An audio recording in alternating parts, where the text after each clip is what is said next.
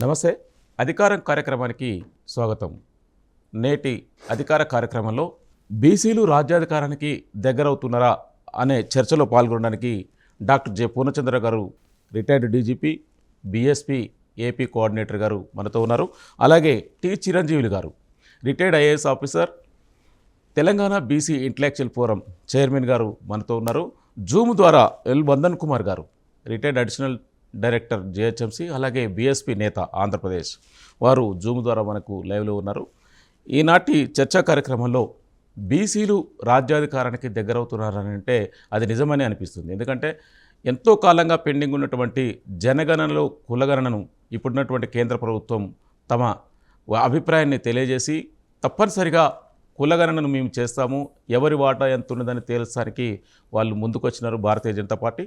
ఎప్పుడో British government భారతదేశంలో 1881 నుంచి 1931 వరకు నిర్విరామంగా కులగణన చేసిన తర్వాత, భారతదేశానికి స్వతంత్రం వచ్చిన తర్వాత కులగణన అనేది అటకెక్కింది.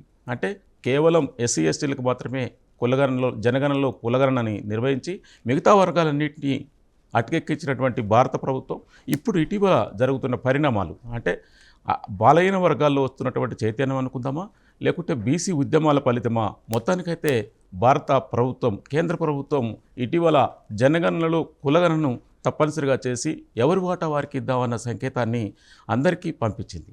దీని మీద మాట్లాడడానికి ముందుగా పూర్ణచంద్ర సార్ దగ్గర నుంచి స్టార్ట్ చేద్దాం మనం. సార్, పూర్ణచంద్ర గారు చెప్పండి, ఇటీవల జరుగుతున్న పరిణామాలు, కేంద్ర ప్రభుత్వం భారతదేశంలో ఉన్నటువంటి అన్ని కులాలన్నింటినీ కూడా లెక్కిద్దామని చెప్తున్నాయి. దీని మీద మీ అభిప్రాయం? అంతర్గతమైనటువంటి ఒక బీసీల్లో ఉన్నటువంటి ఒక ఉద్యమం సైలెంట్గా ప్రభుత్వం మీద, మరి ఈ ఆధిపత్య వర్గాల మీద ఉన్నటువంటి ఏదైతే అసహనం ఉందో, అసంతృప్తి ఉందో దాన్ని ప్రతిబింబిస్తూ, దాన్ని కేంద్ర ప్రభుత్వం గమనిస్తూ, ఈ సైలెంట్ వేవ్ బీసీలు మరి ప్రజల మీద, ప్రభుత్వాల మీద ఉన్న వ్యతిరేకతను గమనిస్తూ ఓ పక్క కేంద్ర ప్రభుత్వం కులగణనకి ఒప్పుకోవడం జరిగింది. మనం 1931లో బ్రిటిష్ హయాంలో మరి జనగణనతో పాటు కులగణన జరిగింది. అంటే 1931 అంటే ఇప్పటికి దాదాపుగా 95 సంవత్సరాలు, 96 సంవత్సరాలకి, అంటే దాదాపుగా 96-97 సంవత్సరాల తర్వాత ప్రభుత్వాలు ఈ కులగణనకి పూనుకుంటాం అనేది చాలా ఆశ్చర్యకరమైన విషయం. అవసరమే, కానీ ఆశ్చర్యం. ఎందుకు ఇన్ని సంవత్సరాలు ఈ ప్రభుత్వాలు దాటేసాయి అనేది చూస్తే ఇది ఆధిపత్య కులాల యొక్క కుట్రని మాత్రం ఖచ్చితంగా చెప్పచ్చు. ఇప్పుడు దాదాపుగా 100 కోట్ల మంది వెనకబడిన ప్రజలు ఈ భారతదేశంలో ఉంటే వాళ్ళ గురించి ఈ రోజునే ఒక రకమైనటువంటి కులగణన అనే రూపంలో మొదటి మెట్టుగా వాళ్ళ యొక్క సమస్యల పరిష్కారానికి కేంద్ర ప్రభుత్వం ఒప్పుకున్న నేపథ్యంలో బీసీ నాయకులు మొత్తం చాలా అలర్ట్గా ఉండాలి. ఈ అలర్ట్గా ఉండటం అనేది కూడా చాలా అవసరం. ఎందుకంటే 15 సంవత్సరాల క్రితం కేంద్ర ప్రభుత్వం ఒక సర్వే చేసింది, సోషియో ఎకనామిక్ సర్వే అని చెప్పి. అప్పటి బీజేపీ ఒత్తిడికి తలొగ్గి చేసి మరి దానిలో పూర్తిగా విఫలమైంది. కులగణన చేస్తామని చెప్పి మరి సెన్సస్ డిపార్ట్మెంట్ ద్వారా కాకుండా మరి ఇతర డిపార్ట్మెంట్ల ద్వారా మరి చేయటం, అదేమో విఫలం అవటం జరిగింది. ఇప్పుడు బీసీ నాయకులు కూడా ఈ కులగణనలో చాలా అప్రమత్తంగా ఉండాలి. ఈ కులగణన సరిగ్గా చేసే విధంగా మనం ఆలోచించాలి. కుల వివక్ష అనేది ఎప్పటికీ పోనిదే. కులగణన చేసి ఎవరైతే వెనకబడిన కులాలు ఉన్నారో ఆయా వర్గాలకి పార్లమెంట్లో, అసెంబ్లీలో ఖచ్చితంగా వాళ్ళకి రిజర్వేషన్లు ఇచ్చి ప్రాతినిధ్యం ఇస్తేనే కానీ ఈ కులాల్లో ఉన్నటువంటి ప్రజలు ముందుకెళ్ళరు.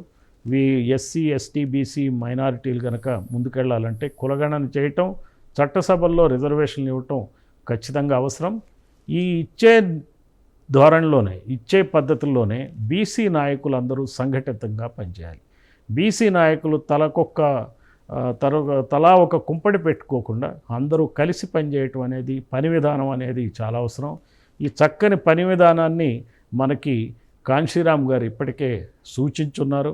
మనం కాన్షీరామ్ గారి మార్గంలో కనుక బీసీ సంఘాలన్నీ నడిచినట్లయితే ఖచ్చితంగా మనం కులగణన విజయవంతమే కాకుండా ఈ కులగణన చేయటం ద్వారా చట్టసభల్లో జనాభా దామాషా పద్ధతిలో మనకి ఎమ్మెల్యేలు ఎంపీలు బీసీలు అయ్యేటువంటి అవకాశం దొరుకుతుంది.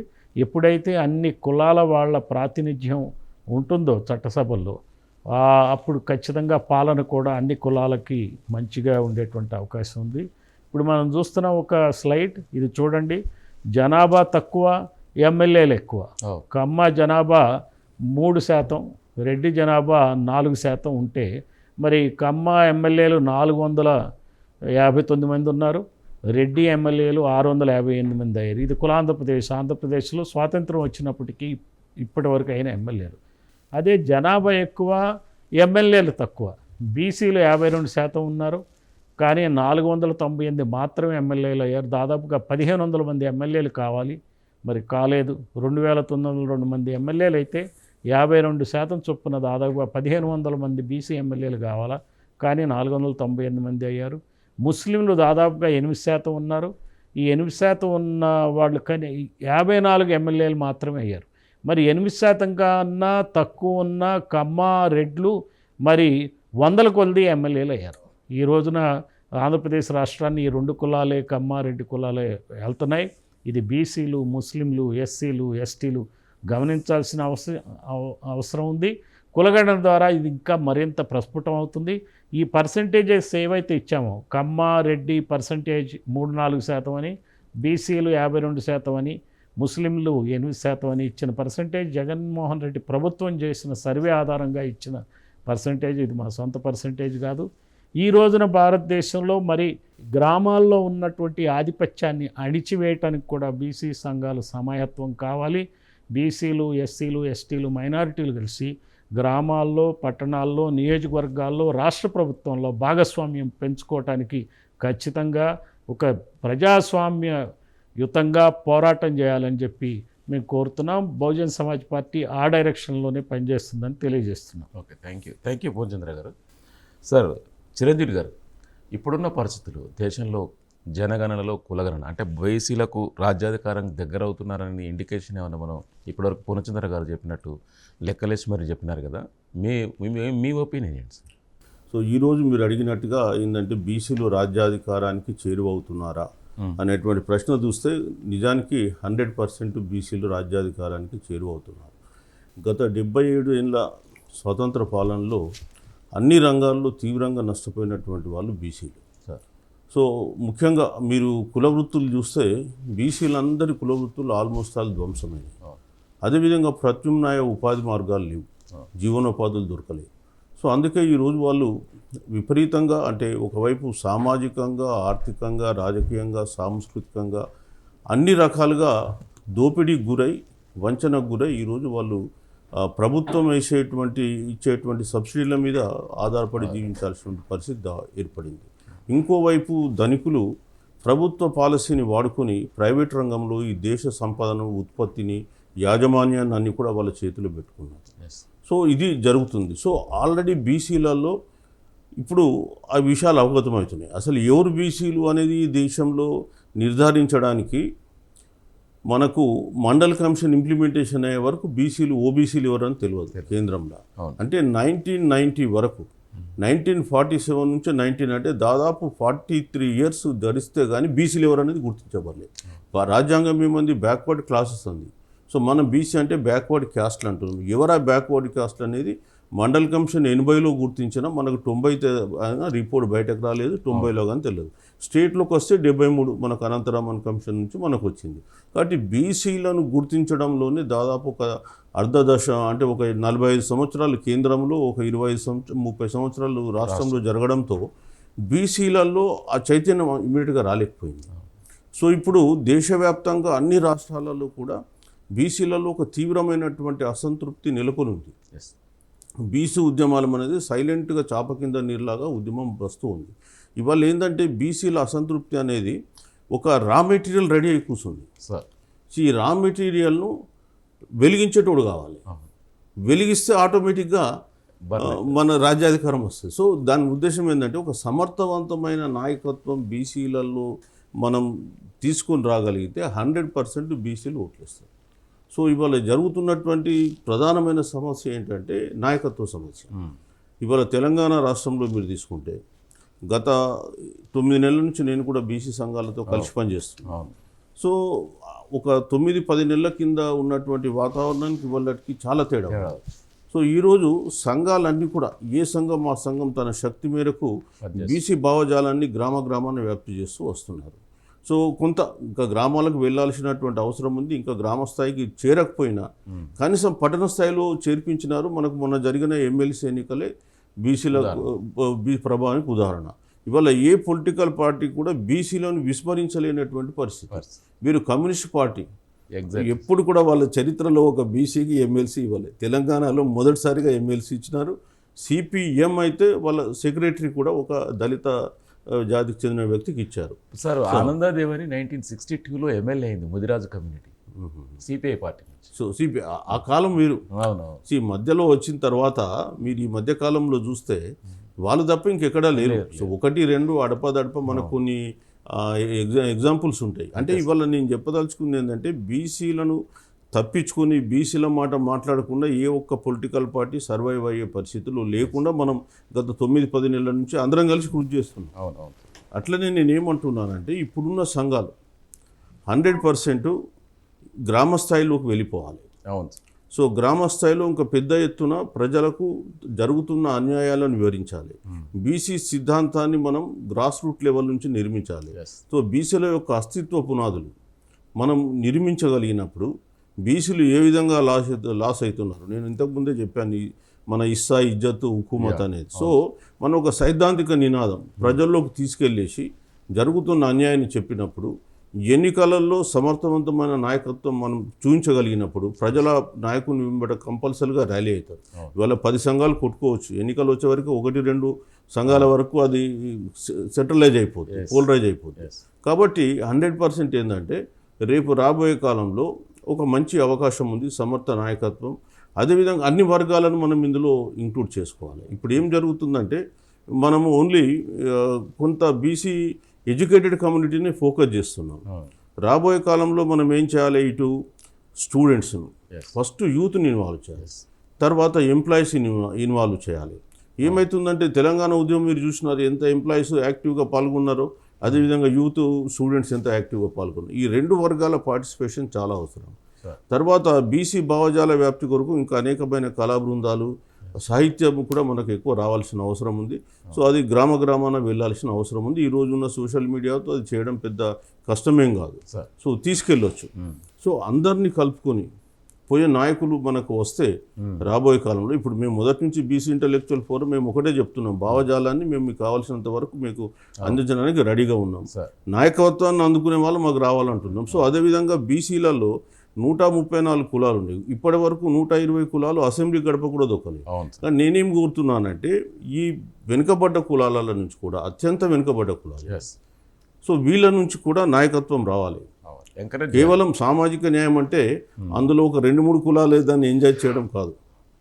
నా ఉద్దేశం ఏంటంటే ఈ వెనుకబడ్డ కులాలు కూడా తమలో రాజకీయ కాంక్షను రగుల్చుకుని నాయకత్వం తీసుకొని రావాలి. తర్వాత ఎన్నికల సమయంలో కూడా ఈ డిస్ట్రిబ్యూటివ్ లా ఉండాలి. అంటే అందరినీ సమానంగా చూసుకొని మనం వాళ్ళందరినీ కూడా ఈ రాజకీయ ప్రక్రియలో భాగస్వామ్యం చేసుకోగలిగితే మిగతా కమ్యూనిటీలో కూడా నమ్మకం కలుగుతుంది. ఎస్, మాకు కూడా ఇవాళ తెలంగాణలో చూడండి, ఇప్పటి వరకు ఒక నాయి బ్రాహ్మణ వ్యక్తి తెలంగాణ కానీ ఆంధ్రాలో కానీ ఎమ్మెల్యే కాలేదు. కానీ అదే తమిళనాడులో చూస్తే కరుణానిధి చీఫ్ మినిస్టర్, ఆయన దాదాపు 20 ఏళ్ళు చేసి ఉంటాడు, కొడుకు చేస్తున్నాడు. సో తమిళ రాజకీయాలే వాళ్ళు శాసిస్తున్నారు వాళ్ళు.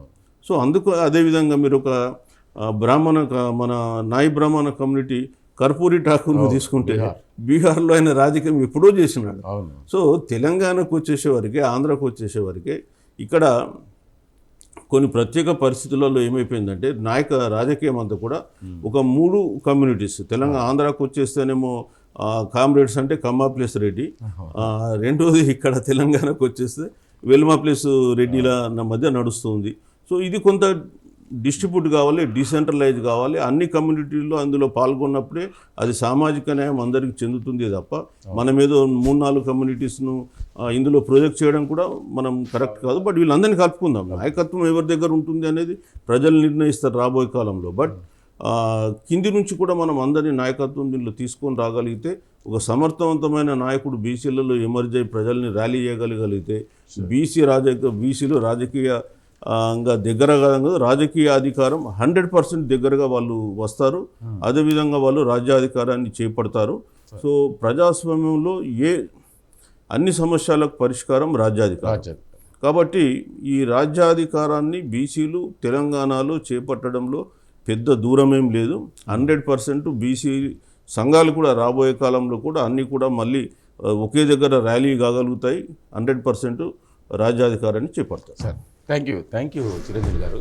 సార్ వందన్ కుమార్ గారు, సార్ కాన్సీరామ్ గారు బీసీలకు రాజ్యాధికారం కొరకే బహుజన సమాజ్ పార్టీ పెట్టినారు. యాక్చువల్గా వాస్తవానికి దేశంలో ఉన్నటువంటి వెనుకబడిన తరగతులకు రాజ్యాధికారము పాలనలో భాగస్వామ్యం కొరకు కాన్సీరామ్ గారు ఏర్పాటు చేసినటువంటి బహుజన సమాజ్ పార్టీ ఏకైక లక్ష్యం. ఇప్పుడున్న పరిస్థితులు బీసీలు రాజ్యాధికారానికి దగ్గర అవుతున్నారు కదా, దాన్ని కాన్సీరామ్ గారి మోడల్ని ఎట్లా చూడొచ్చు మనం దీంట్లో? ఇక్కడ పని విధానం ఏంటి? చిరంజీవి గారికి అలాగే చంద్రరావు గారికి అందరికీ కూడా కాన్సీరామ్ గారు యాంగిల్లో ప్రధానంగా ఆయన పార్టీ పెట్టినప్పుడు కానీ పార్టీ పెట్టడానికి ముందు కానీ ఒక స్లోగన్ తీసుకున్నారు. అదేంటంటే భారతదేశ భవిష్యత్, బీసీల భవిష్యత్తే భారతదేశ భవిష్యత్తు అని చాలా ఓపెన్గా ఫస్ట్ టైము భారతదేశంలో మొట్టమొదటగా ఆ స్లోగన్ తీసుకుంది కాన్సీరామ్. అంటే బీసీల భవిష్యత్తు పర్ఫెక్ట్గా ఉంటేనే భారతదేశ భవిష్యత్తు కరెక్ట్గా భారతదేశం ఉంటుందనేది ఆయన ఉద్దేశం. అది చాలా క్లారిటీ ఇచ్చింది.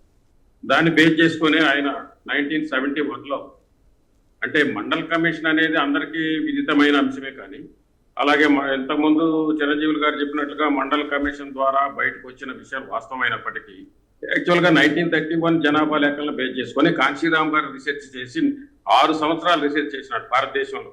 మరి ముఖ్యంగా ఆయన ఆ గ్రౌండ్ అంతా కూడా మహారాష్ట్ర బేస్ చేసుకొని రీసెర్చ్ చేసి ఆ రీసెర్చ్ ఫలితాలను 1971 అక్టోబర్ ఇంకా చెప్పాలంటే డేట్ అక్టోబర్ 14న ఆయన బాంబ్ షెఫ్ పెట్టడానికి ముందు ప్రీ వర్క్ చేశాడు. ఆ ప్రీ వర్క్ లో ఆయన అప్పటికే ఆ రోజు స్థాపించిన సంస్థ పేరు ఏంటంటే SC ST BC minority employees welfare association అని స్టార్ట్ చేశాడు. ఆ రోజున ప్రకటించినాడు బీసీల భవిష్యత్తే భారతదేశ భవిష్యత్తు అని.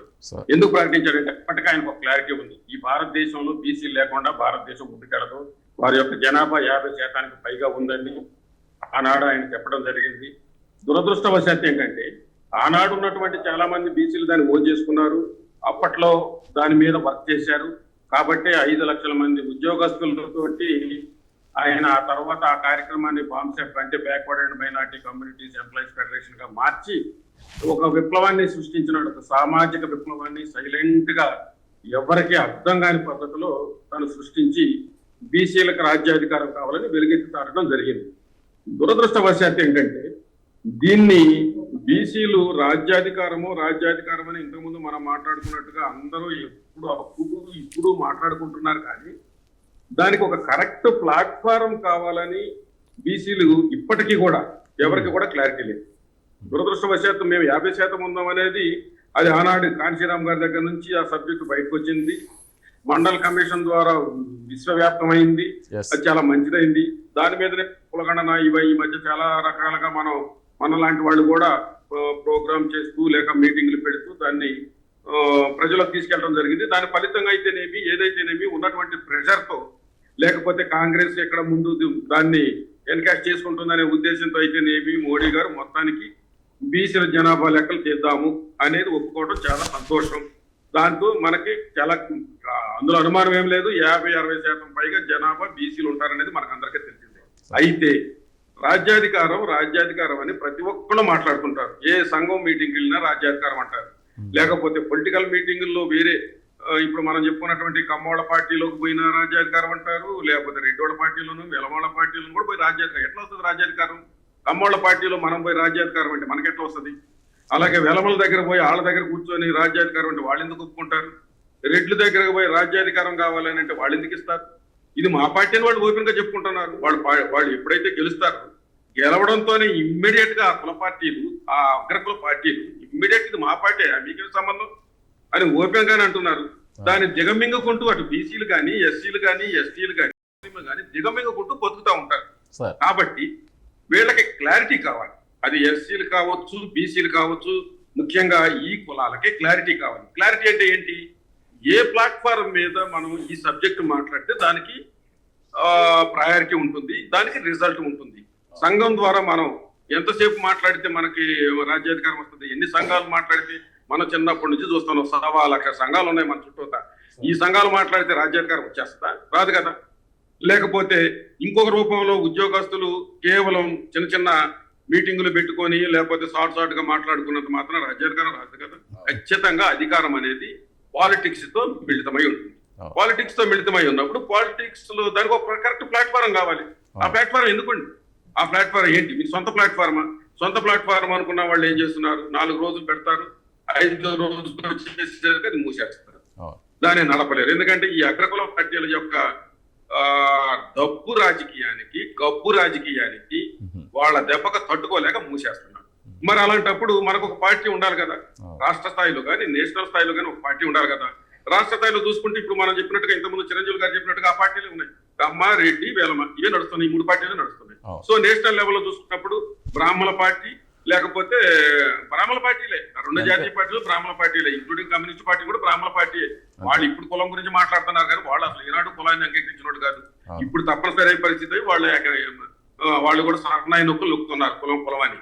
అది కూడా వినపడినట్టుగా అశ్వత్థామ అతహ కుంజరహ అనే టైప్ లో కమ్యూనిస్టులు మాట్లాడుతున్నారు.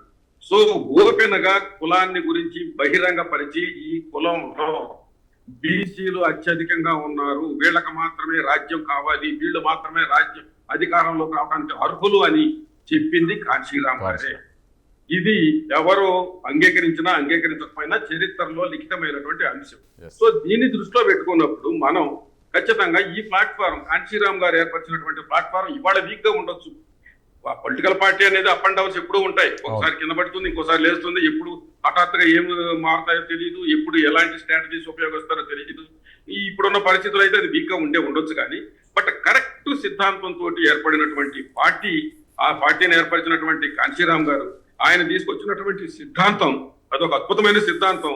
ఒక డార్విన్ సిద్ధాంతం ఎలాంటిదో మానవ జీవ పరిణామ సిద్ధాంతంలో ఏ రకమైనటువంటి మార్పులు జరిగి మనిషి ఎదిగాడని చెప్పాడో డార్విన్, అదే పద్ధతిలో ఒక మహాత్మా ఫూలే దగ్గర నుంచి ఈ కులం మీద పోరాడుతూ ఒక్కొక్కళ్ళు ఆ ఉద్యమాన్ని ఏ రకంగా ముందుకు తీసుకొచ్చారో, వాళ్ళంతా బీసీలని చెప్పి ఇదిగో ఈ బీసీలు ఈ ఉద్యమాన్ని చేసింది, ఈ అంటరాని వాళ్ళ కోసం కానీ లేకపోతే ఇతరుల దాష్టికం మీద మొట్టమొదట వ్యతిరేకించి వాళ్ళ మీద పోరాడింది బీసీలు. కాబట్టి బీసీలు రావాలి ముందుకు వచ్చి ఈ ఉద్యమాన్ని అందుకోవాలని కాంశీరామ్ గారు చెప్పారు. కాబట్టి నేనేం చెప్తానంటే ఖచ్చితంగా బిఎస్పీ అనేది ఒక సైద్ధాంతిక పరమైనటువంటి ప్లాట్ఫారాన్ని క్రియేట్ చేసింది. ఆ ప్లాట్ఫారం లో మన వాయిస్ బీసీలు రాజ్యాధికారం గురించి మాట్లాడి ముందుకు వస్తే బాగుంటుందనేదే నా సలహా, నా ఉద్దేశం. పూర్ణచంద్ర గారు, ఇప్పటివరకు వందన కుమార్ గారు కాంశీరామ్ కాన్సెప్ట్ బీసీలు అంటే స్టార్టింగ్లో కూడా బహుజన సమాజ్ పార్టీ నిజంగా కూడా దాన్ని ఎందుకు బీఎస్పీ పార్టీ ఇప్పుడున్న నాయకత్వం క్లెయిమ్ చేయలేకపోతుందో, బీసీలను ఎందుకు ఓన్ చేర్చుకోలేకపోతుందో, కానీ సార్ పెట్టిన కాన్సెప్ట్ అయితే మెయిన్గా బీసీలను చైతన్యం చేసి రాజ్యాధికారం వైపు తిప్పడానికి అనేది ఒక ఆలోచన. ఏమంటారు సార్? ఇప్పుడు వందన కుమార్ గారు చెప్పినట్టు, మన చిరంజీవులు గారు చెప్పినట్టు కూడా సార్, ఇప్పుడు బీసీ సంఘాలు, బీసీ నాయకులందరూ వీటి గుర్తుపెట్టుకోవాల్సిన అవసరం ఉంది. సంఘం పరిధిలో మరి రాజ్యాధికారాలు రావటం అనేది అయ్యే పని కాదు. పాలిటిక్స్ ఖచ్చితంగా చేయాల్సి. పాలిటిక్స్ చేయాలంటే దానికి ఒక పొలిటికల్ అవుట్ఫిట్ అవసరం. ఒక పొలిటికల్ అవుట్ఫిట్ ఏదైనా పెట్టుకోమని చెప్తాను నేనైతే. సార్, మీకు ఏది చేతనైతే అది పెట్టుకోవాలి. కుల సంఘాలన్నీ కలిపి ఒక పొలిటికల్ అవుట్ఫిట్. ఇప్పుడు నేను బీఎస్పీలో ఉన్నాను కాబట్టి బీఎస్పీలో జారండి అని బీఎస్పీ ప్రమోషన్ గురించి మాట్లాడినట్టుగా కనపడుతుంది. కాబట్టి నేనేమంటానంటే ముందు మీరు ఒక పొలిటికల్ అవుట్ఫిట్కి రావాలి. మీ కాంశీరామ్ గారు ఏం చెప్పారంటే 3 T's ఫాలో కమ్మన్నాడు ఆయన. టైము, తర్వాత టాలెంట్ అండ్ ట్రెజర్. టైం ఇవ్వాలి ఈ సంఘాల నాయకులు. పార్ట్ టైంలో ఏదో కూర్చుని వెళ్ళటం కాదు. ఈ పెళ్ళిళ్ళకి వెళ్ళటం, ఫ్యామిలీ ఫంక్షన్స్కి వెళ్ళటం మానేయాలి. సంఘ నాయకులు నేను జనరల్గా అబ్జర్వ్ చేస్తూ ఉంటా. ఎవరన్నా తెలవంగానే వెంటనే ఫ్యామిలీ ఫంక్షన్స్కి టైం స్పెండ్ చేస్తారు. దానికి చాలా ఖర్చులు కూడా అవుతాయి. ఆ ఖర్చు ఏదో బీసీ రాజ్యాధికారం కోసం ఆ ఖర్చులు పెడితే బాగుంటుందని నా ఉద్దేశం. టైం అక్కడ ట్రెషర్ కూడా పోతుంది మనకి. సో టైం తర్వాత ట్రెషర్ ఎంతో కొంత పైసలు మనం ఈ రోజున ఇవ్వాల్సిన అవసరం ఉంది. ఇప్పుడు రిటైర్డ్ ఆఫీసర్స్ చాలామంది ఉంటారు, సీనియర్ సిటిజన్స్ చాలామంది ఉంటారు. వాళ్ళు ఎంత వీలుంటే అంత ఒక ట్రెషర్ కూడా ఇవ్వాల్సిన అవసరం. రూపాయ, 10 రూపాయల, 100 రూపాయల పోయిందనుకోండి, వేస్ట్ అయిందనుకోండి, నమ్మండి. ఇప్పటికైనా మనం నమ్మటం అలవాటు చేసుకోవాలి. మనం ఎవరిని నమ్మం, అందరూ దొంగలే, వాడేసుకుంటారు, వీడు మనల్ని మొత్తం దోచేస్తారనే అభిప్రాయాలను వదిలేసి పాజిటివ్గా ఖచ్చితంగా ట్రెషర్ని కూడా పంచుకోవాల్సిన అవసరం ఉంది. తర్వాత టాలెంట్. ఈ టాలెంట్లో ఈ రోజున బీసీల్లో చాలా టాలెంటెడ్ పీపుల్ ఉన్నారు. నేను చాలామందిని గమనిస్తున్నాను. చాలామంది రైటర్స్ ఉన్నారు, జర్నలిస్టులు ఉన్నారు, మరి నటులు ఉన్నారు, రకరకాల పద్ధతులు ఆఫీసర్లు, అధికారులు ఉన్నారు. అధికారులు కూడా రిటైర్డ్ అధికారులు, వాళ్ళకి విపరీతమైనటువంటి ఇన్ఫర్మేషన్ ఉంటుంది, డేటా ఉంటుంది. అది తీసుకురావాలి, బయటికి తీసుకురావాలి. బీసీలకు సంబంధించిన జీవోలు కానీ, బీసీలకు జరిగే అన్యాయం కానీ తీసుకోవాలి. ఇప్పుడు ఈ రోజున ఆంధ్రప్రదేశ్లో ఏమైంది, జగన్మోహన్ రెడ్డి ప్రభుత్వం దిగే ముందు ఒక కులగణన చేశాడు ఆయన. కులగణన చేసి ఫిబ్రవరి 23 నాడు 2024 అంటే ఈ మార్చి నెలలో ఎలక్షన్ల ముందు ఒక రిపోర్టు సర్వే మీద, కులగణన సర్వే మీద రిపోర్ట్ ఇచ్చారు. ఆ రిపోర్టు పవర్ పాయింట్ ప్రజెంటేషన్ మనకు అందుబాటులోకి వచ్చింది. నేనంటాను బీసీ అధికారులు ఎవరైనా సరే ఉంటే అసలు డేటా తీసుకోవాలి. నియోజకవర్గాల వారీగా బీసీ కులాల జనాభాని తీసుకోవటానికి ఈ అధికారులు ప్రయత్నించాలి, తీసుకోవాలి. ఇప్పుడు ఈ కమ్మారెడ్డి కులాలకు సంబంధించిన ఇన్ఫర్మేషన్ వాళ్ళకి కావాల్సిందంతా ప్రజలకు అందిపోద్ది. ఏ కాంట్రాక్ట్లు ఎక్కడ, ఏ ప్రాజెక్ట్ ఎక్కడ ఎంత డబ్బులు మిగులుతాయి, దానికి కావాల్సిన డేటా ఈజీగా వాళ్ళు తీసుకోగలుగుతారు. ఇక్కడ బీసీ అధికారులు కానీ వీళ్ళందరూ కూడా ఆలోచించుకోవాలి. మన బీసీల జనాభాకి, బీసీల భవిష్యత్తుకు పనికొచ్చేటువంటి సమాచారాన్ని అన్నీ సేకరించి, ఈ రోజున మీడియా కూడా మనకి సోషల్ మీడియా ఉంది. ఇప్పుడు ఈ ఛానల్సే మనల్ని చేయక్కర్లేదు. అదృష్టవశాత్తు ప్రైమ్ 9 ఈ రోజున బహుజనులకు సంబంధించి, బీసీలకు సంబంధించిన ప్రోగ్రామ్స్ని ఎంకరేజ్ చేస్తుంది. ఇట్లా అందరూ ఎంకరేజ్ చేసే ఛానల్స్ లేవు, కారణాలు ఏమైనప్పటికీ. అందువల్ల సోషల్ మీడియాను వాడుకోవాలి. ఇట్లా బీసీ సంఘాల వాళ్ళు, నాయకులు ఒకటే మాట మీద, అతను బీసీ అంటే బీసీయే, బీసీ యాదవ్న, గౌడ్న, పద్మశాల, మంగళ, చాకల, కుమ్మర, అసలు అది వదిలేయాల. నువ్వెవరంటే నువ్వు బీసీ.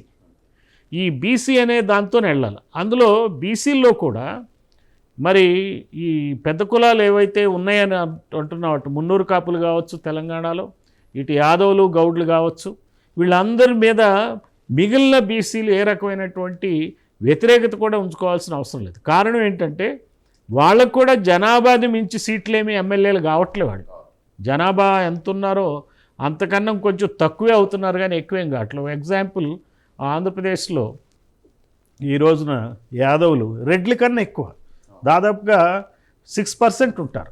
రెడ్లు 4%, కమ్మలు 3%, మరి యాదవులు 6. కానీ ఎమ్మెల్యేలు ఎంతమంది అయ్యారండి? 46 మంది అయ్యారు.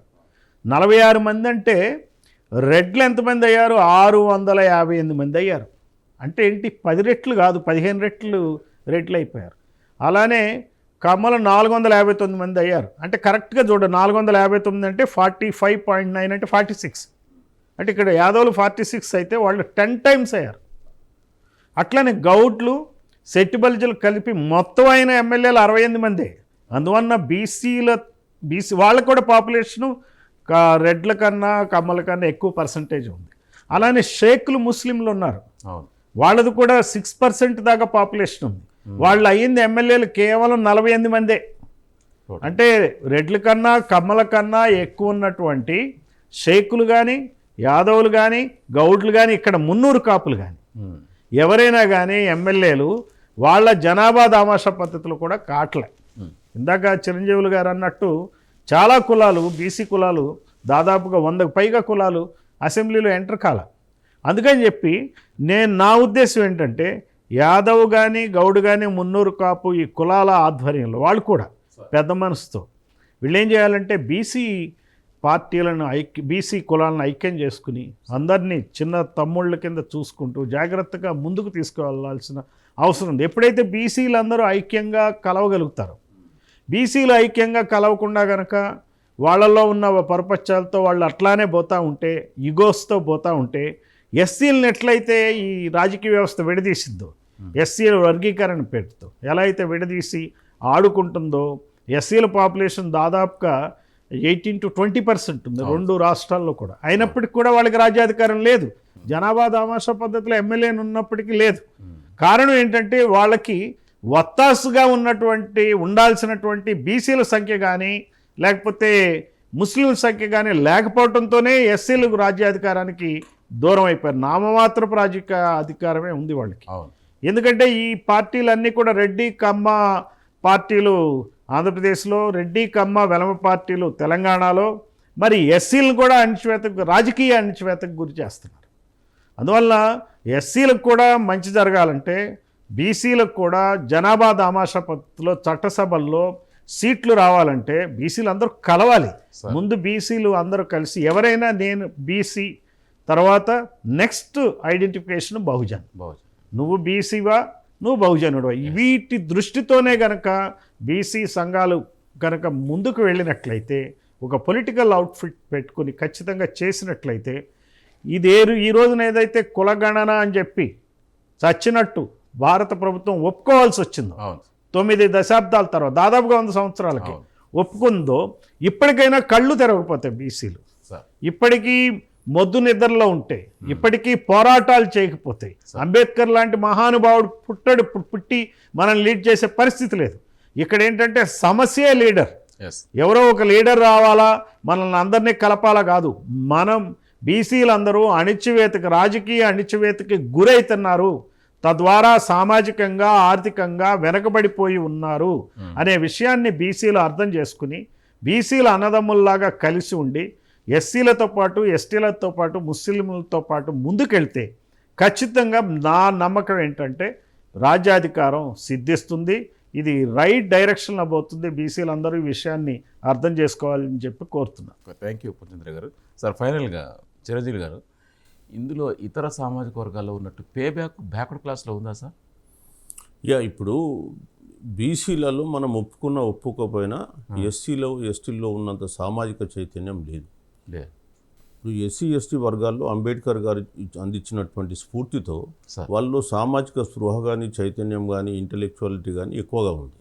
సో ఇప్పుడు బీసీలలో మీరు చూస్తే 134 కులాలు తెలంగాణలో అనుకుంటే, మీరు దాన్ని వర్గీకరించి చూస్తే కొన్నేమో ఉత్పత్తి కులాలు ఉన్నాయి, కొన్ని శ్రామిక కులాలు ఉన్నాయి, కొన్నేమో ఆర్టిజన్ కులాలు ఉన్నాయి, చేతివృత్తి కులాలు, కొన్నేమో సర్వీస్ క్యాస్ట్లు ఉన్నాయి, కొన్నేమో డీనోటిఫై అంటే డిఎన్టీ క్యాస్ట్లు ఉన్నాయి, నోమాడిక్, సెమీ నోమాడిక్. సో వీళ్ళ సామాజిక, ఆర్థిక, రాజకీయ పరిస్థితులన్నీ కూడా ఒకటే ప్లేన్ మీద లేవు. సో కింది వర్గాలు, మీది వర్గాలను మనం అంత ఈజీగా విశ్వసించే పరిస్థితి ఇక్కడ లేదు 134 కులాలలో. సో ఎక్కడైనా కొన్ని కులాలు కొంత ముందస్తులు ఉంటే, కొన్ని కులాలు వెనుకుంటాయి. ఈ వెనుకబడినటువంటి, అత్యంత వెనుకబడినటువంటి కులాలలో మనం ఏ విధమైనటువంటి విశ్వాసాన్ని కల్పించి మన వైపు తెప్పించుకుంటామనే దానిపైన మన మనుగడ ఆధారపడి ఉంటుంది. ఒకటి, వందన్ కుమార్ గారు ఒక మాట చెప్పినారు. ఇప్పుడు బీఎస్పీ పార్టీ పుట్టిందే బీసీల కొరకు, కానీ ఎందుకో తెలంగాణలో కానీ ఇంకా మిగతా ప్రాంతాల్లో కానీ ఈ బీఎస్పీ పార్టీ బీసీల కొరకే పుట్టింది అనేటువంటి మెసేజ్ ప్రజల వరకు కంప్లీట్గా చేరిందని నేను చేరలేదు. సో అక్కడ ఇక్కడో కమ్యూనికేషన్ గ్యాప్ వచ్చేసింది. సో అది వేరే విధంగా డ్రైవ్ అయింది. I may be wrong also, but నాకున్న ఫీలింగ్ నేను చెప్తున్నాను ఒకటి. సో అందుకని ఇవాళ మేమేమనుకుంటున్నామంటే, మొదలు బీసీలను ఏకం చేసి మొదలు బీసీ వాదాన్ని పటిష్టం చేస్తాం, ఆ తర్వాత ఎస్సీ ఎస్టీని తీసుకొని బహుజనవాదానికి వద్దాం. సో ఇప్పుడు బీసీలను తీసుకెళ్ళేసి మొదలే మనం బహుజనవాదం అంటే వీళ్ళు వచ్చే పరిస్థితి కానీ, ఒప్పుకునే పరిస్థితి కానీ నేను కూడా తెలంగాణలో చూసిన అంత అనుకూలమైనటువంటి పరిస్థితులు కనిపించలేదు. కాబట్టి మనం కొంత మొదలు బీసీ వాదాన్ని మనం తీసుకెళ్దాం, తర్వాత బీసీ వాదాన్ని దళితవాదం కానీ, అదేవిధంగా ముస్లిం మైనార్టీ వాళ్ళందరితో కలుపుకొని రేపు మనం ఒక పెద్ద ప్లాట్ఫామ్ తయారు చేసుకోవచ్చు. అది బీఎస్పీ కావచ్చు, ఇంకెవరన్నా కావచ్చు, అది చేసే అవకాశం ఉంటుంది. 2 ఇకపోతే మూడవది ఏంటంటే, ఇప్పుడు మనకు లీడర్ ఎమర్జ్ అవ్వడం. లీడర్ ఎమర్జ్ అవ్వడం అంటే మనకి ఎక్కడి నుంచో లీడర్ రాడు, మన ప్రజల నుంచి ఎవడైతే పనిచేస్తాడో వాడే లీడర్గా పుట్టుకొస్తాడు. ప్రజా సమస్యలపై స్పందించేవాడే లీడర్, ఇంకెవరు ఉంటారు? సో బీసీలకు సంబంధించినటువంటి అన్ని సమస్యలను ఎవరైతే అంటే రిప్రజెంట్ చేసి పోరాడుతుంటాడో ఆటోమేటిక్గా ప్రజల్లో గుర్తింపు వస్తుంది. కాబట్టి మనం దాని గురించి పెద్దగా వరి కావాల్సిన అవసరం, పని చేసుకుంటూ పోతే లీడర్ వస్తాడు. ఇంకా అంతకంటే ఏమీ లేదు. మనకి ఏంటంటే మనమేమి అగ్రవర్ణాల లెక్క ఎక్కడో సినీ గ్లామర్తో వచ్చేసి మనకు మీడియాను ఉపయోగించుకొని చేసే అంత అవసరం లేదు. ప్రజల నుంచి ఎవడైతే పోరాడతాడో నిజంగా చేస్తే వచ్చేస్తుంది. కాబట్టి ఇవాళ వాతావరణం అనుకూలంగా ఉంది. నేనేం చెప్పిన అందుకనే లీడర్షిప్ కొంత వ్యాక్యూమ్ ఉంది తెలంగాణలో. ఆ లీడర్షిప్ను బుల్టప్ చేసుకోవాలి. తర్వాత ఈ అత్యంత వెనుకబడ్డటువంటి కులాలు ఏదైతే ఉన్నాయో మోస్ట్ బ్యాక్వర్డ్ క్యాస్ట్లో వాళ్ళందరినీ కూడా కొంత కాన్ఫిడెన్స్ తీసుకొని వాళ్ళని కూడా రాజకీయాల్లోకి తీసుకొచ్చి మేము నిలబెట్టి గెలిపించుకునే బాధ్యత మాది అనేటువంటి భుజస్కంధాల మీద వేసుకునేటువంటి లీడర్ పెద్దన్న పాత్ర పోషించే వాళ్ళు కావాలి. బీసీ భావజాలాన్ని బాగా ప్రజల్లోకి తీసుకెళ్ళాలి. కొద్ది కాలం తర్వాత ఎస్సీ ఎస్టీ బీసీ మైనారిటీస్ అంత బహుజనులకు సంబంధించినట్టు ఒక వేదిక నిర్మించుకుంటే అది వస్తుంది. ఆ తర్వాత ఇంకో అంశం కూడా వారు మాట్లాడిందంటే పొలిటికల్ అవుట్ఫిట్ కానీ పొలిటికల్ పార్టీ. పొలిటికల్ పార్టీ లేకుండా ఎక్కడ కూడా రాజ్యాధికారం రానే రాదు. మనం ఎంత మొత్తుకున్నా ఏం లాభం ఇక్కడ. కాబట్టి పొలిటికల్ పార్టీలో ఇవాళ మీరు చూడండి వచ్చే ఎన్నికల వరకు 4-5 పొలిటికల్ పార్టీలు వస్తాయి బీసీల నుంచి, ఒకటి కాదు 4-5 వస్తాయి. సో అవన్నీ గెలుస్తాయా అవన్నీ పక్కన పెట్టండి. కాకపోతే అవన్నీ 100% వస్తాయి. క్రాస్ పర్పస్ పని చేసుకోకుంటే చాలు. నేను కోరేది ఏంటంటే అవన్నీ కలిసి సమైక్యంగా పోటీ చేసుకుంటే సీట్లు పంచుకొని కొంత మనకు విజయ అవకాశాలు ఎక్కువ ఉంటాయి. కానీ అవన్నీ ఒకదానికి ఒకటి క్రాస్ పర్పస్ చేసుకుంటే ఇబ్బంది అవుతుంది. సో నాకున్న సమాచారం ఏంటంటే ఒకటి కాదు 4-5 వస్తాయి. Very good. అది సో కాబట్టి బీసీలు కొద్దిగా వాళ్ళు స్వార్థాన్ని కొంత మొదలు ఏంటంటే నేను చెప్పేది ఏంటంటే బీసీ కులాలను 134 కలిపి మొదలు ఇక్కడ ఉండే సంఘ నాయకులందరూ కూడా అవగాహనతో కలిసి పనిచేసుకోగలిగితే చాలా వరకు వీళ్ళది ఒకరిని ఒకటి విమర్శించుకొని ఒకటి లెగ్ పుల్లింగ్ ఇంకోటి చేసుకోకుండా కలిసి పనిచేసుకుంటే రేపు రాబోయే కాలంలో సామరస్యపూర్వకంగా అందరు కలిసి పనిచేసుకోవచ్చు. అప్పుడు మనము గెలిచే అవకాశం ఎక్కువ ఉంటుంది. న్యాచురల్గా అగ్రవర్ణాల వాళ్ళు వీళ్ళ మధ్య స్పర్ధలు సృష్టించే అవకాశం ఉంటుంది.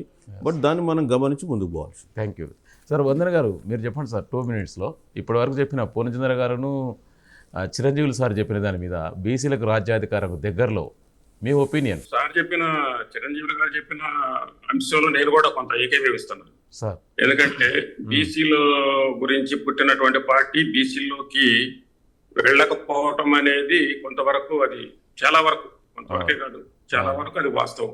కారణం ఏంటంటే కాంచీరామ్ని అర్థం చేసుకున్న వాళ్ళు సైతము గ్రౌండ్ లెవెల్లోకి వెళ్ళి పనిచేయకపోవటం మూలంగా గ్రౌండ్ ప్రజల దగ్గరికి వెళ్ళి మమేకమయ్యి ఈ పార్టీ మీది మీకోసం పుట్టిన పార్టీ అని చెప్పకపోవటం మూలంగా ఆ చెప్పేవాళ్ళు ఒకళ్ళిద్దరు ఎవరైనా ఉంటే అది ఎస్సీలే. ఇంతకుముందు సార్ చెప్పినట్టుగా చైతన్యం అనేది కాస్తో కోస్తో ఎస్సీలో ఉంది కాబట్టి ఆ చైతన్యం ఉన్న ఎస్సీలు కనపడటంతో ఇది ఎస్సీల పార్టీ అని ఒక ముద్ర పట్టడం ఒకటి.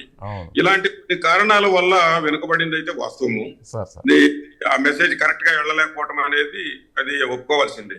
అయితే సైద్ధాంతికంగా ఈ పార్టీ ఏర్పడిందే బీసీల యొక్క ఉన్నతి బేస్ మీద ఏర్పడింది. ఎందుకంటే ఫస్ట్ ఒప్పుకున్న పార్టీ ఇదే. 50% పై ఉన్నటువంటి పార్టీ ఇది. సిద్ధాంతం అనేది ఇది. తర్వాత ఈ సిద్ధాంతాన్ని ఎవరితో బీసీలు ఎంత చెప్పింది ఇదే కాబట్టి మళ్ళీ ఇంతకుముందు చెప్పిన విషయాలే కాబట్టి దీని గురించి నేను అందుకే చెప్పడం జరిగింది అనమాట. ఈ ఫైనల్ గా ఎవరైనా కానీ మనం స్ట్రెంథన్ చేసుకోవాలంటే ఇవాళ భారతదేశంలో ఉన్నటువంటి పార్టీలు బ్రాహ్మణికల్ పార్టీసే అన్ని కూడా బ్రాహ్మణికల్ పార్టీసే. సిద్ధాంత పరంగా కానీ లేక బీసీల పరంగా కానీ ఏది లేదు. ఇప్పుడు ఉదాహరణకు తెలుగుదేశాన్ని తీసుకుందాం. తెలుగుదేశం బీసీల పార్టీ అంటుందే కానీ లోకేష్ నాయకుని చేయడానికి సిద్ధమైందే తప్ప అక్కడ ఉన్నటువంటి యనమల రామకృష్ణుని సిద్ధం చేసిందా లేకపోతే అచ్చెన్నాయుడిని సిద్ధం చేసిందా లేక ఇంకొక బీసీ నాయకుడిని సిద్ధం చేసిందా? చేయదు పొరపాటును కూడా అక్కడున్న వాళ్ళని. సో ఇలాంటి కారణాలు ఉంటాయి కాబట్టి మనం అనేది ఖచ్చితంగా బీసీల కోసం మనం ఖచ్చితంగా ఉన్న ప్లాట్ఫామ్ ఉపయోగించుకోమనే నేను చెప్తున్నా. దానికి మించిన సిద్ధాంతం భారతదేశంలో లేదు, రాదు. ఇక్కడ ఉన్నటువంటి సిద్ధాంతాలు 3 ఒకటే బ్రాహ్మణికల్ సిద్ధాంతం. ఆ సిద్ధాంతాన్ని కాంగ్రెస్ పార్టీ బీజేపీ వాళ్ళు ఆ బ్రాహ్మణికల్ సిద్ధాంతంతో ఉన్నారు. అలాగే ఇక్కడ మన ఆంధ్రప్రదేశ్కి వచ్చేసరికి రెడ్డి సిద్ధాంతం, కామ సిద్ధాంతం, వెల్లమ సిద్ధాంతాలు తప్ప మన తెలుగు రాష్ట్రాల్లో వేరే సిద్ధాంతాన్ని నడవకుండా చేశారు. సో కాబట్టి బహుజన సిద్ధాంతం అనేది మనకు అల్టిమేట్. ఇక కమ్యూనిస్ట్ సిద్ధాంతం అనేది ప్రస్తుత పరిస్థితుల్లో మనం అది కూడా కొడిగొట్టిపోయింది. అది వర్గ సిద్ధాంతం పేరు మీద వర్ణాలని కులాలని పక్కన పెట్టడంతో అది కూడా కొడిగొట్టిపోయింది. సో మిగిలిన సిద్ధాంతం బహుజన సిద్ధాంతమే, భవిష్యత్తు ఉన్న సిద్ధాంతం బహుజన సిద్ధాంతమే. సో ఈ బహుజన సిద్ధాంతాన్ని ఇంతకు ముందు ఇద్దరు సార్లు చెప్పిన పద్ధతిలో అది ఏ పద్ధతి అన్నా కానీ దీన్ని స్ట్రెంథన్ చేసుకొని బహుజన సిద్ధాంతం వైపు నడిస్తేనే మనకి బీసీలకు రాజ్యాధికారం, ఖచ్చితంగా బీసీలే రాజ్యాన్ని ఏలాది. ఇదే ఫైనల్. Thank you. బహుజన సిద్ధాంతం భవిష్యత్తుకు మూలమా సార్? అందరూ సార్ చెప్పినట్టు అంతే కదా. మరి ఇప్పుడు ఎవరైతే అధికారానికి దూరంగా ఉన్నారో, దూరంగా ఉంచబడ్డారో వాళ్ళందరూ కలవటమే బహుజన సిద్ధాంతం. అయితే ఈ ఏ పార్టీ ఏంటి అనే దానిలో నా అభిప్రాయం ఏంటంటే, ముందు బీసీలు రాజకీయ వృత్తిని చేపట్టాలి. రాజకీయ వృత్తిని అంటే సంఘ సేవ, సంఘ పాలన, సంఘంలో పనిచేయటం, ఆ పని విధానం నుంచి రాజకీయ పని విధానానికి రావాలి. రాజకీయ పని విధానం అంటే పాలిటిక్స్. నువ్వు ఏం చేస్తావో కానీ, ఇందాక మన చిరంజీవులు గారు అన్నట్టు 4 పార్టీలు పెడితే పెట్టండి. మీరు 4 నాయకులు, 4 ముఖ్యమంత్రులు కావాలని కింద మీద పడతారు, పడండి. కానీ ముందైతే రండి. ఈ వాడి దగ్గర పని చేయొద్దు. ఎవరైతే ఇంతవరకు రాజకీయ దోపిడీ సాగించారో వాళ్ళ దగ్గర పని చేయకండి. మీ సొంత కుంపటి మీరు పెట్టుకోండి. బహుజన్ సమాజ్ పార్టీ నచ్చితే బహుజన్ సమాజ్ పార్టీలో చేరండి. మీరు పని విధానం అనేది నేర్చుకోండి. ఖచ్చితంగా రాజకీయ పని విధానం నేర్చుకోవాలా, రాజకీయ నాయకుడిగా ప్రవర్తించాలా. రాజకీయ నాయకుడు ఎప్పుడు కూడా, మీరు ఇందాక చెప్పిన 3 కులాల రాజకీయ నాయకులు ఎప్పుడు పార్టీ వాళ్ళ కులంది అయినప్పటికీ వేరే వాళ్ళది అన్నట్టుగా ప్రవర్తిస్తారు అని అందరినీ కలుపుకుని పోవటానికి ప్రయత్నిస్తారు. చూసేటప్పటికి ఏమవుతుందంటే అక్కడ అన్ని కులాల వాళ్ళు ఉంటారు. మనం కూడా నేర్చుకోవాల్సింది బీసీలు అదే నేర్చుకోవాలి.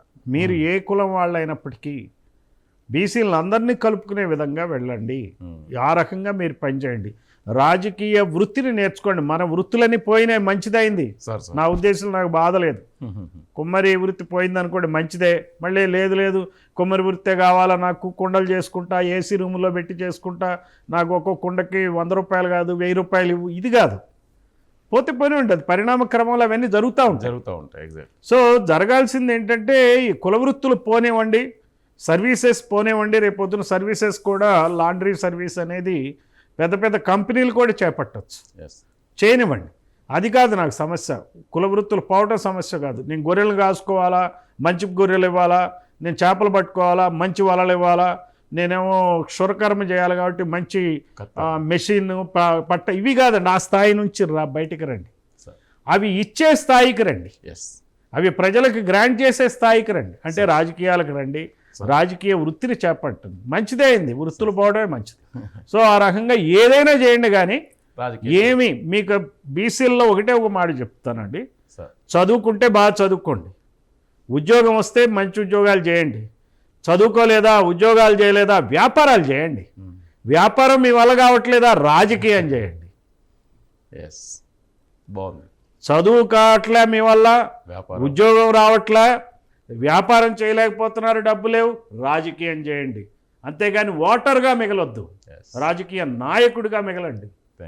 వాళ్ళు ఎవరైతే రాజకీయాలు శాసిస్తున్నారో వాళ్ళని అనుకరించండి. ఖచ్చితంగా రాజ్యాధికారం సిద్ధిస్తుంది. ఈ కులగణన చేయటం అనేది మొదటి మెట్టు. దీన్ని స్ఫూర్తిగా తీసుకుని మరి బీసీలకు ముందుకు పోవాలని చెప్పి నేను థ్యాంక్ యూ సార్. ఈనాటి చర్చా కార్యక్రమంలో పార్టిసిపేట్ చేసిన బీసీలు రాజ్యాధికారానికి దగ్గరవుతున్నారనే దాని మీద మంచి సూచనలు, సలహాలు ఇచ్చినటువంటి పూర్ణచంద్రరావు గారికి, అలాగే చిరంజీవులు గారికి, అలాగే జూమ్ ద్వారా వచ్చినటువంటి వందన కుమార్ గారికి నమస్కారం. తిరిగి మరో కార్యక్రమంలో వచ్చే వారం కలుద్దాం. నమస్తే.